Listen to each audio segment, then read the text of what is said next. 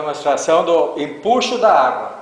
Então o corpo está mergulhado na água e aqui eu tenho um dinamômetro para medir o peso do corpo. Então,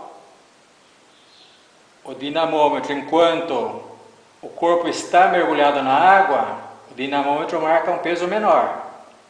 Quando ele sai da água, o dinamômetro marca um peso maior, ou seja, a água exerceu uma pressão, uma força de baixo para cima.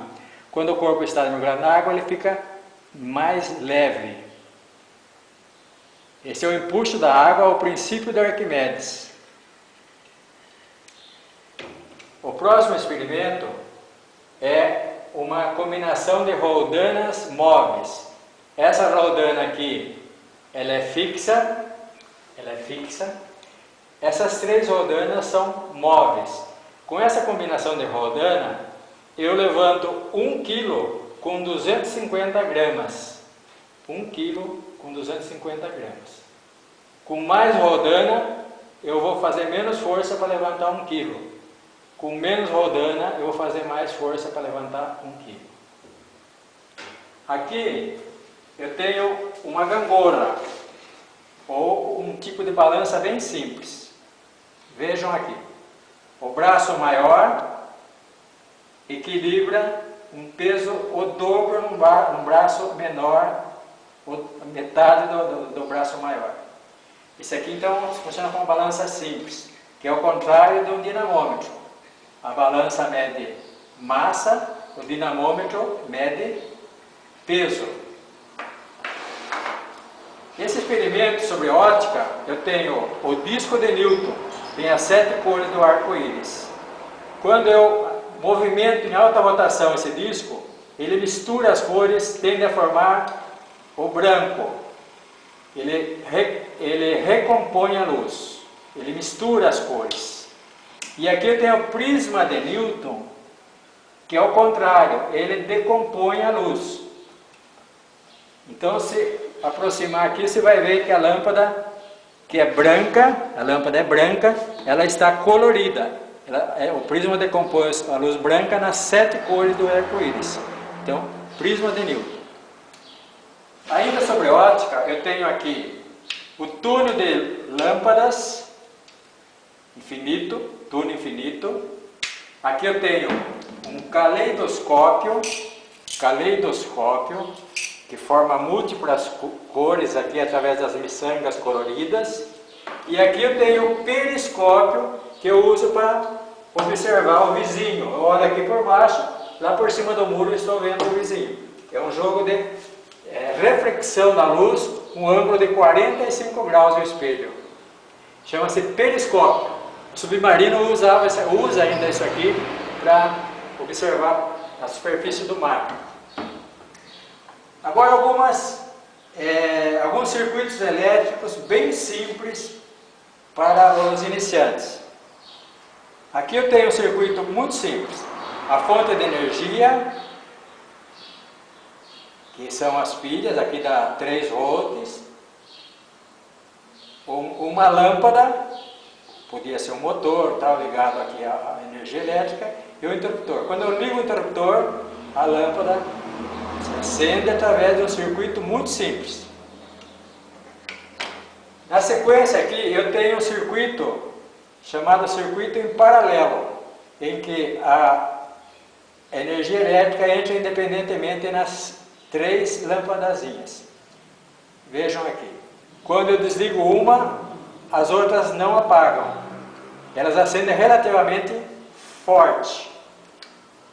Aqui tem um circuito chamado circuito em série, em que a eletricidade passa através do filamento de uma lâmpada para chegar até a outra. Ele acende bem fraquinho e se eu desligar uma lâmpada, as demais irão se apagar. Aqui tem um circuito elétrico mais complexo. É circuito em série e paralelo conjugados.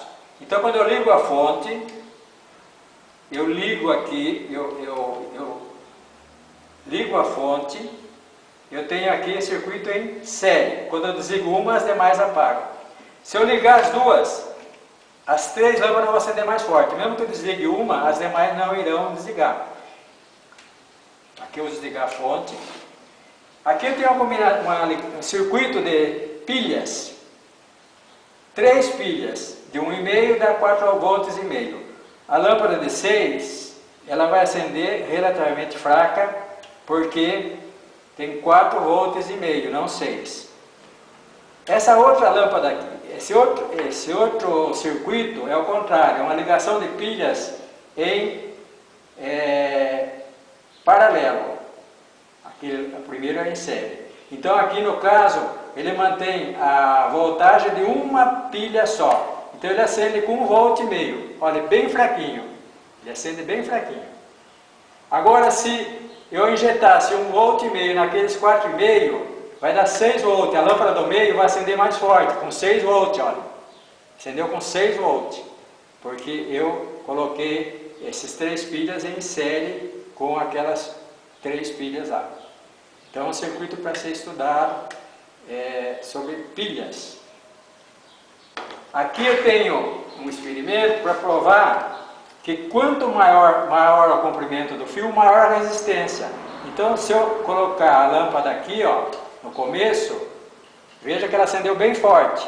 Se eu colocar no meio, ela já acende mais fraco, porque ó, o fio estabelece uma resistência à passagem dos elétrons maior. Se eu colocar mais para frente, ela praticamente não acende.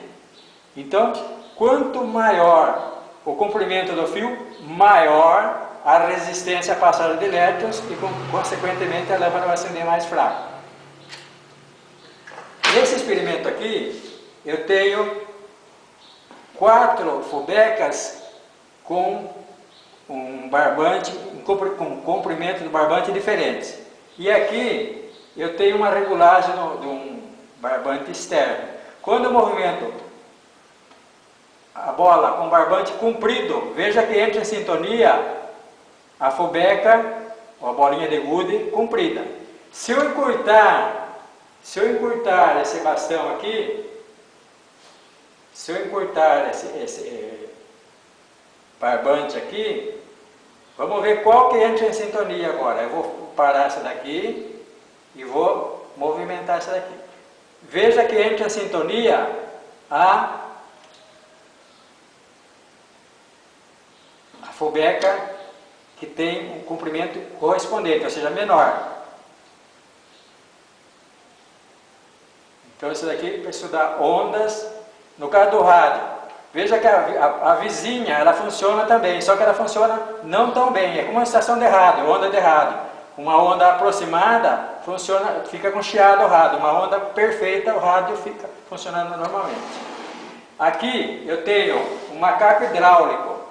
São 2 seringas, uma com um diâmetro maior, uma com um diâmetro menor. Quando eu pressiono o êmbolo dessa maior, é bem difícil levantar o êmbolo menor. Agora, quando eu pressiono o êmbolo menor, é bem mais fácil para levantar o êmbolo maior. Isso aqui é usado para, no caso, usa um pistão bem fininho, por exemplo, que ergue coloco 100 kg num pistão bem fino aqui, e aqui eu carro num pistão 10 vezes maior. Então o pistão com 100 kg aqui mais fino, com diâmetro menor, vai levantar um carro de 1000 kg com diâmetro 10 vezes maior. Nesse caso aqui eu tenho 2 esferas e eu faço uma pergunta. Se eu assoprar no meio das esferas, elas vão se afastar ou vão se unir? E por quê? Se eu assoprar no meio das esferas de isopor, elas vão se afastar ou vão se unir? Por quê? Vamos lá. E agora fazer do lado.